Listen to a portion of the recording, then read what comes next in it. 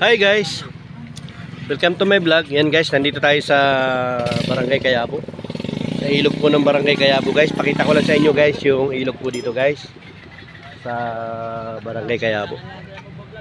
Yan. Shout out guys sa 5K ng viewers po natin, followers po natin. Yan, tour ko lang kayo dito guys. Medyo mainit na po guys. Abot po tayo dito ng paglalako guys sa Barangay Kayabo, Tanay Rizal. Yan guys. Shout out guys sa nakakapanood po ng ating live ngayon pong tanghali, araw po ng linggo. Yan guys. Dito lang ito guys sa Barangay Kayabo. Yan, marami po mga naliligo dito guys. Yan. Hindi tayo nakapagdala ng bihisan guys para tayo po ay pagkuan, ligo. Daming naliligo dito guys. Yan. Sarap dito guys, lalo na po ngayon magdi-December na. Napakalamig po ang tubig dito guys. Yan. Shoutout guys sa nakapunta sa lugar na ito. Sana lagi nyo i-follow ang ating page para po tayo ay ganahan sa mga ganitong lugar na madalas puntahan natin guys. Yan.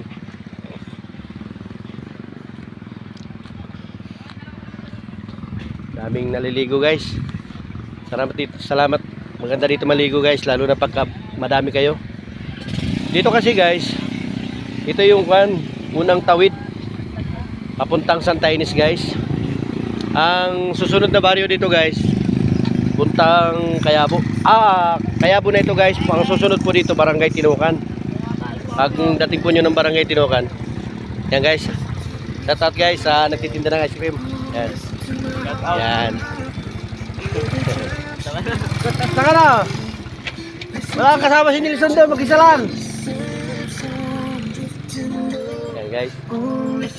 Bali dito guys sila dumadaan pag tumatawid sila puntang Tinukan guys. Pagdating ng Tinukan, pag gusto pa nyo pumunta sa Santa Ines, kung di ako nagkakamali guys, mga 6 hanggang 7 tawid yata bago kayo makarating sa Barangay Santa Ines. Sa ngayon guys, medyo mababa ng kaunti ang tubig, kaya yung mga wave nakakadaan. Pero mas the best dito guys, yung mga ganitong klase ng motor guys, medyo mataas. Yan, medyo baliwala lang kahit medyo hanggang baywang guys ang lalim ng tubig. Nakakatawid dito guys. Kaya lang, ingat lang din kayo guys, kasi may time kasi pag kahit po mainit yung panahon guys, kahit ganito po yung sitwasyon ng tubig, may dumarating po yung point na biglang tumataas yung tubig. Yan guys, pakita ko lang sa inyo guys yung mga tatawid po.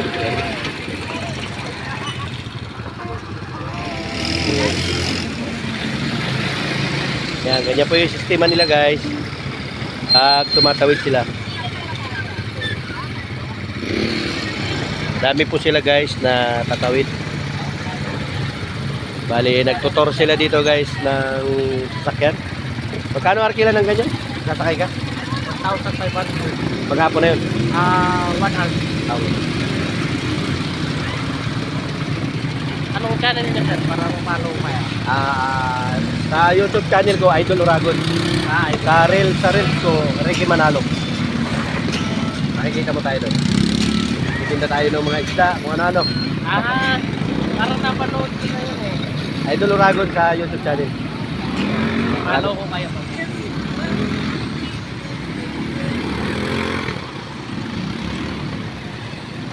Yan guys, ganyan po yung sistema nila dito guys pag tumatawid po sila ng ilog. Yan. Shout out guys sa lahat ng tumatawid, ingat po kayo. Yan. Ingat po kasi mababasa po yung gulong ng sasakyan nyo. Saka nakakita nun, gulong mababasa. Hindi ba tumawid dyan guys nang hindi nababasa ang gulong? Yan. Dito tayo guys, yan. Matawid sila dun guys sa hanggang sa makatawid po sila dun sa dulo. Yan. Tapos yung ibang mga riders guys, yung mga hindi po nakatumatawid, yan, nandito lang po siya guys, nakaparada. Tapos naliligo sila dito sa ilog guys. Yan.